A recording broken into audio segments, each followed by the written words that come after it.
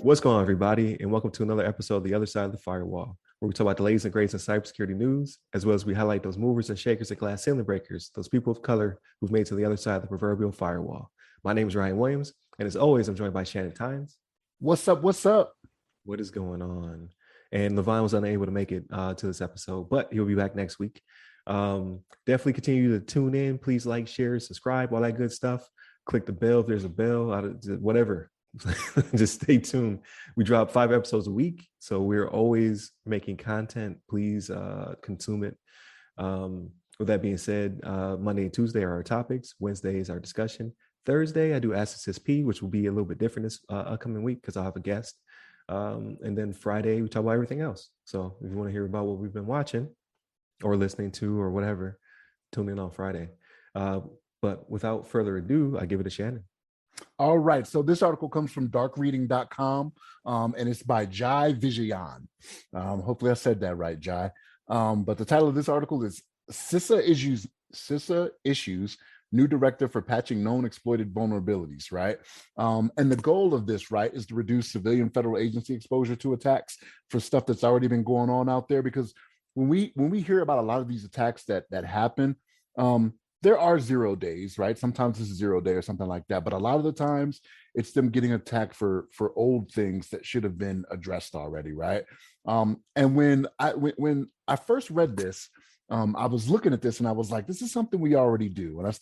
And me and you started to go back and forth about this, Ryan. And I was like, I thought this was something that was already done, but maybe it's more along the lines of in Department of Defense side of the house. You know what I mean? Because we have timelines for when we're supposed to be patching stuff. You know what I'm saying? And when I read this, I was like, well, maybe I'm just not reading enough into it. And what they're kind of getting at here is this is for the civilian agencies, right? And for the civilian agencies, I actually looked this up, right? I went to cyber.dhs.gov and I looked at the agencies that fall under CISA's purview for this, right? And it was about the agency list that they have on there was 101 agencies, which was way more than what I thought it was, right? Like they got stuff on here that's the African Development Foundation, Armed Forces Retirement Home, Chemical Safety Board, Commission of Fine Arts. Like I was just thinking like 3-letter places, you know what I mean? Things like that. But there's like 101 different places that they're going to do this for. But really the gist of this is that they've started binding operational directive 22-01. And what that does is it gets these agencies to address more quickly these vulnerabilities that are known to pose significant risk and that are being attacked by a lot of these hackers that are out there, right? And it's essential that they do this. But one beef I did kind of have with this, right? I looked at some of the timelines that they showed in this article, and I was like, man, that's kind of way far out, because one of the timelines they gave for addressing these issues was May of 2022, right? You're talking about something that's like 7 months off for something that's an issue right now. Now, with that being said, there are some things that need to be addressed as soon as November 17th of this year, right? So that's a good thing. But my point is, if it's something that should have been patched already and is already out there, why are you waiting 5 months? You know what I mean? Everything that's out there that's exploitable right now should be considered critical, no matter what the actual criticality of it is, right? In my opinion. So like, even if you think it's a low critical vulnerability, because it's out there already, and because this is already public, this is going to be happening. You should address it sooner rather than later. Like this article is public knowledge. This isn't like we're getting this from somewhere where these hackers can't read it, right? So now they know, okay, you've got a deadline. We can go after whatever, and we have until May 2022 to do it, right?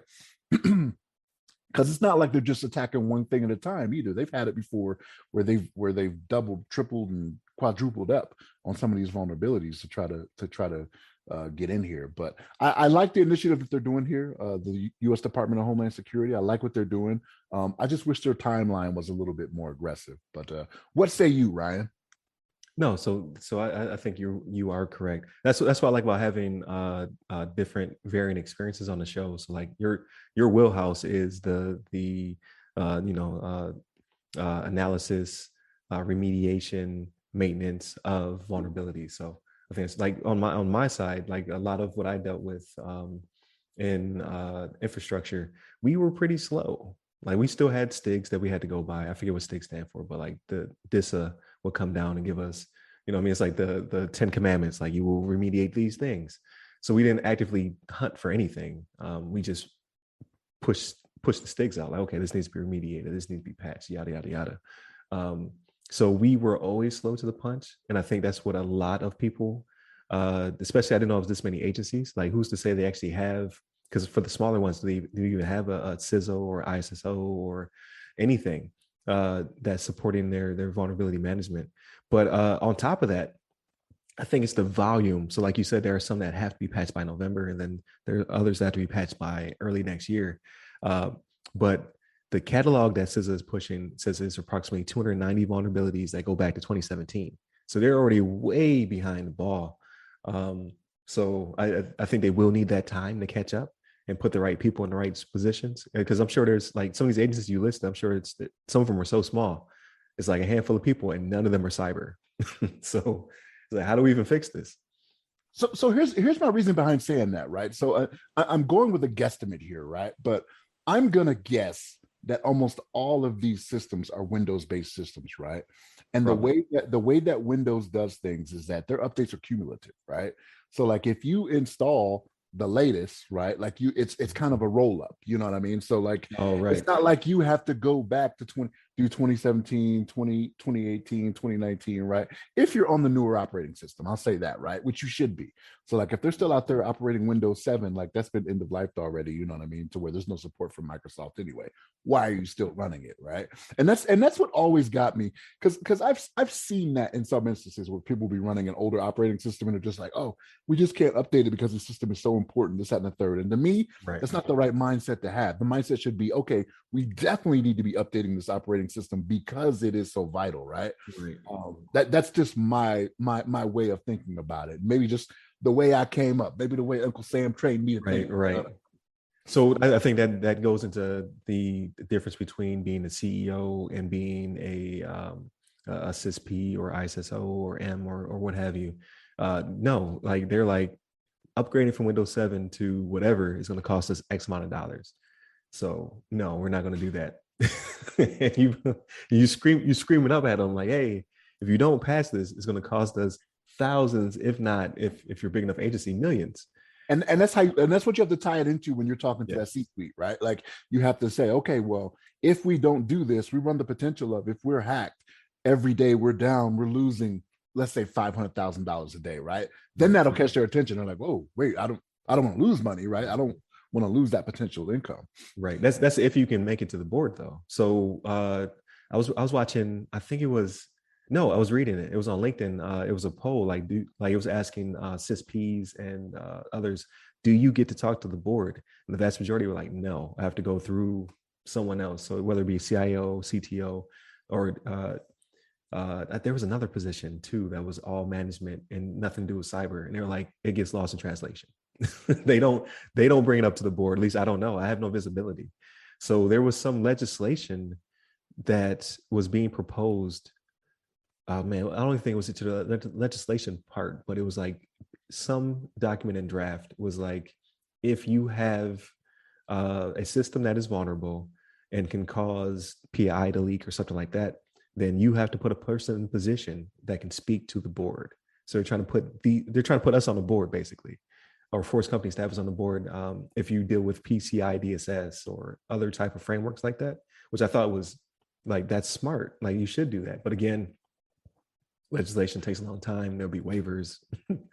They may get rid of positions because they're like, no, we don't want that. This guy wants to spend too much money. This man or woman wants to spend too much money. But here's my question, right? So, like, if you're to a position where you have a board, right, like different C-suites, CEO, COO, CIO, if you're Mhm. in those positions, the person that would be IT or cybersecurity, they would have a background in it to where you should be able to give them, like, you should be able to give them enough to where they can explain it to the CEO. I would think, right? Like, if you're a small mom and pop company, like, you don't have a board anyway, and you more than likely have easier access to the person that could make that decision. It's just my thinking behind that, you know. Yeah, But that you may would. not be the case. Yeah, but there's a lot of blocking for whatever reason. But I think that's a good topic to bring up in the future, actually, because I would like to have somebody on and ask them what their struggle is to communicate that. But I got to land this plane to make this LinkedIn timeline, right? So so to publish this episode in one go, please hit up the website www.theothersideofthefirewall.com to get to all our socials. Please like, share, subscribe, all that good stuff. And you can hit me up personally. I'm at RyRy Security Guy, RYRY Security Guy on LinkedIn, Twitter, TikTok, and Clubhouse. And Levon is Levon Maynard, his name at Twitter. With that being said, stay safe, stay secure.